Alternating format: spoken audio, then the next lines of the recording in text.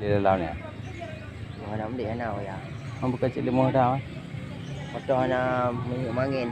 Ha. Kalau namanya. Hmm.